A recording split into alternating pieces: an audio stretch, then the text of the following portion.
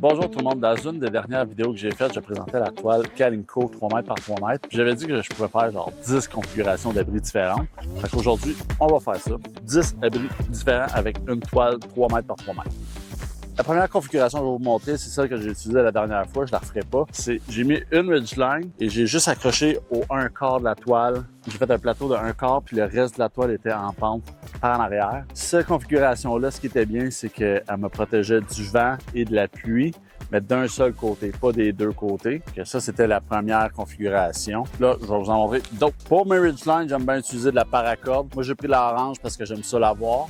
J'ai juste fait une boucle normale au bout avec un nœud. Ce que je fais, c'est que je repasse ma paracorde au centre. Puis vu qu'elle est enroulée sur le bâton, je pars comme ça. Ça la déroule. On va venir passer la paracorde en entour de l'arbre. En fait, je vais venir faire une boucle. Je vais repasser ma paracorde dedans. Serrer comme ça. Les pincer.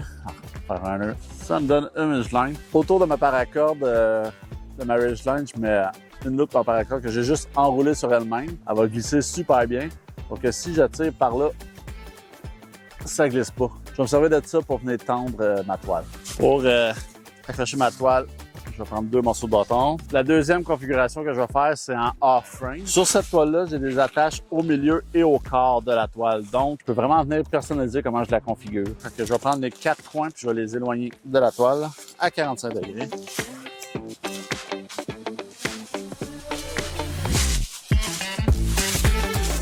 Le premier avantage de cette configuration-là, c'est la hauteur. Je peux marcher à l'intérieur, en dessous de la toile, et j'ai pas besoin de me pencher. Ça, c'est appréciable. L'autre point positif, c'est qu'elle est relativement simple, vu que c'est une ridgeline et les 4 coins à terre. Donc, c'est simple, c'est rapide. Je suis protégé du vent en hauteur, mais pas en dessous. Sauf que si je fais un feu ou que je réchauffe de quoi, ça peut être un avantage d'avoir un petit courant d'air pour enlever la boucane. Je fais une configuration qui est simple. Une configuration qu'on peut utiliser aussi pour quand on veut accrocher un hamac, vu que la toile est haute, qu'on a le hamac en dessous, ça va nous donner une visibilité. Et ça, c'est la méthode off-frame haut. La troisième méthode, je vais tricher un peu, ça va être la même, mais basse. Pour cette configuration-là, je vais venir mettre les piquets directement dans les œillets dans les loupes de la toile. Donc, j'ai mis mes 4 piquets à terre. Je vais venir prendre ma ridgeline, puis je vais venir mettre ma tension dessus. Le principal avantage de cette configuration-là, si jamais vous voulez passer la nuit là-dedans, ça va bloquer du vent carrément. Vous allez être beaucoup plus à l'abri de la pluie. Il n'y aura pas d'éclaboussure ou quoi que ce soit. Si jamais il y a beaucoup de vent, vous les utilisez, ben, vous pouvez mettre d'autres piquets de chaque côté. Fait que j'ai l'impression d'être dans une tente. La seule affaire, c'est que les bouts sont ouverts. C'est pratique si je veux faire bouillir mon eau en avant sur un réchaud. Si je veux mettre mon stock à côté, j'ai en masse de place. C'est une configuration qui est très spacieuse.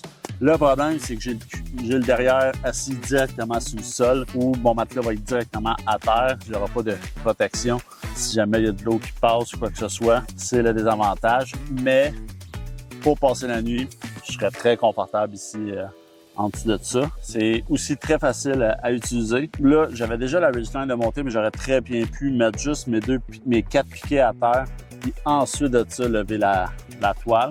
J'aurais prendre 2 pôles télescopiques au lieu d'une ridgeline. Il y a plein de manières différentes de le faire. Si jamais, mettons, comme là, je sens le vent dans le dos qui vient de cette place-là, ma prochaine configuration, qui va être ma 4e, elle va venir changer ce problème-là. Donc, pour cette méthode-là, ce qui est bien, c'est que le derrière, il est complètement fermé. J'ai utilisé une pôle télescopique pour lever le bout. J'ai mis les 2 coins ensemble avec un seul piquet.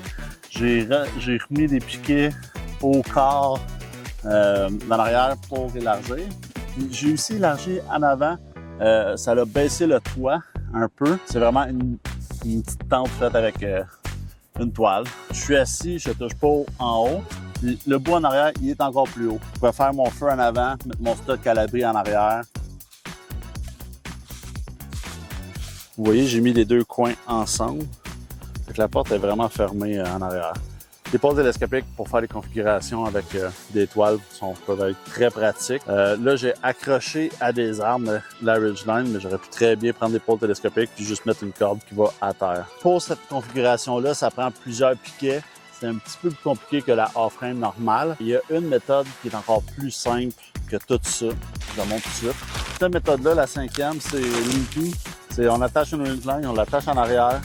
Je peux venir me coucher en dessous. L'avantage de ça, c'est que j'ai la vue sur la forêt. Quand il s'y vente pas puis qu'il fait juste mouillasser, ça peut venir me protéger. Sur cette toile-là, en arrière, j'ai un œillet.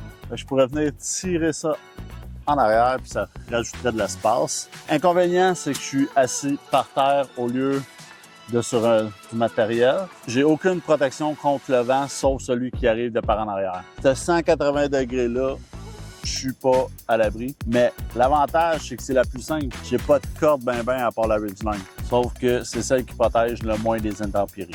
Je peux être debout si jamais il pleut. Il faudrait que je tire ça par là pour avoir de l'espace. Ce que je peux faire aussi, c'est de prendre 2 pôles télescopiques et de chaque côté, de la monter. Si jamais vous êtes intéressé par la toile ou les pôles télescopiques, je vais mettre le lien dans la description. C'est sûr que les pôles télescopiques, pour que ça soit plus avantageux, il faudrait que je prenne une corde puis que je l'attache en arrière. Ça pourrait faire un peu meilleur setup. Juste ça, ça vient aider. À moins que je décide de juste la mettre au centre. Comme ça, s'il pleut, j'attends juste que la pluie passe. Correct. C'est relativement facile à installer. Pour ma 6e configuration, je vais venir baisser la ridgeline. Et ce que je vais faire, c'est que je vais prendre le piquet. Je vais envoyer ma toile par en avant. Comme ça. Et je vais venir prendre la toile au milieu. Pour la première fois aujourd'hui, j'ai du matériel que je peux me coucher dessus. Puis comme ça, je suis pas à terre complètement. Au-dessus de moi, je suis protégé de la pluie, sauf s'il vente vers moi. Si le vent vient d'en arrière, je suis quand même protégé. En fond, je suis protégé jusque là. Si j'avais voulu avoir plus de protection en haut, j'aurais pu faire ça au premier quart au lieu de à la moitié. De cette manière-là, j'aurais été protégé beaucoup plus en avant de moi. Donc ça, c'était ma 6e configuration. Maintenant, la 7e. Je vais garder la même configuration à peu près, mais ça va être là-bas dans C cette fois-là. On va enlever ces deux piquets-là. Ce que je vais faire dans cette configuration-là, c'est que je vais venir prendre mon premier quart, je vais le mettre ici. Ça va ressembler à ma première configuration, mais avec un mélange de celle-là, de ma 6e. J'avais de mettre des mousquetons sur ma ridgeline pour que ça aille plus vite, mais sinon un petit bâton, ça fait le job en masse.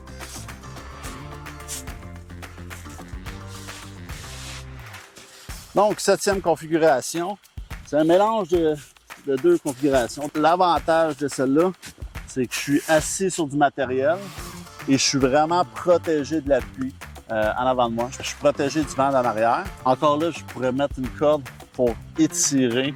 Complexité médium, je dirais. Je pourrais mettre ma ridgeline plus basse, éloigner plus en arrière pour être plus protégé. Non, je suis vraiment bien comme ça. Ça fait vraiment comme un effet en C de la toile. Je peux me coucher en arrière sur du matériel, je suis protégé en avant. C'est super cool. Pour ma 8e configuration, on va faire des choses un petit peu différemment qu'avec une ridgeline.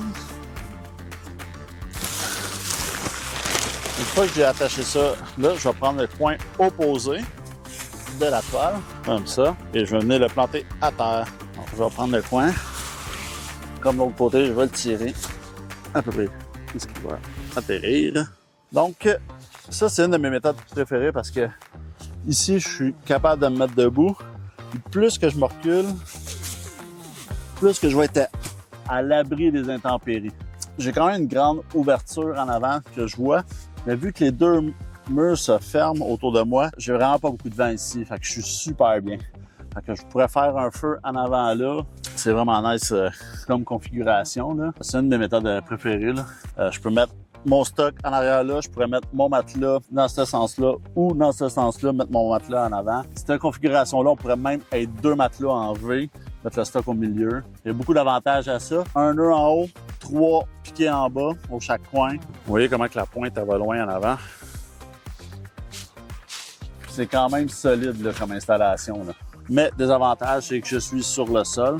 Fait que ma 9e configuration, on va faire comme les autres modèles, on va baisser ça, puis on va ramener les coin en dessous.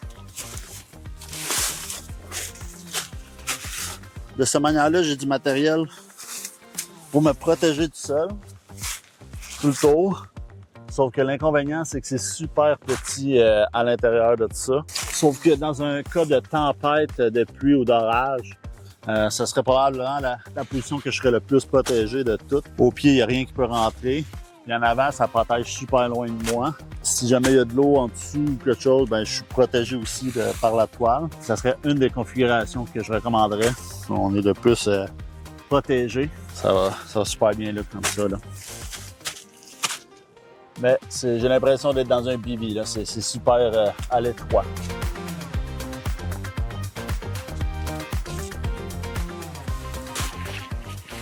Pour ma dernière configuration, si jamais vous n'avez pas d'arbre pour faire de ridgeline, j'ai mis les 4 coins à terre, j'ai pris les 2 coins, je les ai ramenés chacun à leur corps. Comme ça, si je lève, ça va venir faire comme une genre de pyramide. Je peux venir prendre une corde en arrière. C'est assez étroit pour rentrer à l'intérieur. Mais rendu une fois à l'intérieur, c'est spacieux. On pourrait vraiment être facilement deux là-dedans. Ça fait comme une tente. Il n'y a pas beaucoup d'ouverture en avant. Très bien protégé des intempéries. Mais on est directement sur le sol. Pour une configuration sans arbre, ça peut faire la job. C'est 10 manières différentes de configurer un abri avec une toile. Il y en a plein d'autres. Je n'ai même pas montré celle en diamond, en diamant, que je prendrais les 2 coins sur la ridgeline, puis que je ferais juste mettre les 2 piquets de chaque côté. Très pratique pour un hamac.